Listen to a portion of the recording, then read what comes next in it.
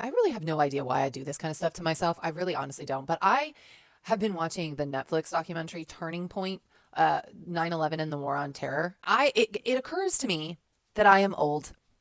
It occurs to me that some of you were very, very, very young, if alive at all, when this happened. I don't mean remember this insofar as that you don't, because it was such an event that even if you were only, 5 or 9 or something like that, I'm sure you remember it happening. I don't know that you remember the campaign to get us all, the American people, on board with going into this war. So there was only one singular congressperson in all of the Senate and all of the House.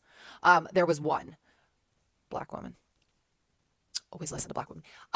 She was the only one that voted not to go in. Now, listening to her points, which is in this documentary, you're like, oh wow, couldn't have been more right, as a matter of fact. So going into Afghanistan was like pretty easy to get the country on board with because, well, we were attacked and 3,000 people died. And so everybody was like, yeah, I mean, we got to defend ourselves. This is crazy. But the Iraq war was a little tougher. It was a little, they had to convince the American people, and they definitely had to convince the international community. So they sent Colin Powell, because of his credibility, into the UN to convince the rest of the international community that we really needed to do this. And they lied about Saddam Hussein having weapons of mass destruction and that it was an existential threat to us. And so that's why. And it was like very confusing because they kind of insinuated that like Iraq had something to do with 9/11, but like not explicitly. So it was like they basically just tried to make it all like all of it is the same thing and we have to do all of this because terror. Um, and as the years went on, it was more and more evident that specifically in Iraq, that's not what was going on. And then we left like a big power vacuum, and then ISIS rose up out of that. And the whole thing was supposed to just be a couple weeks. And plot twist, it was not. It was decades and trillions of dollars.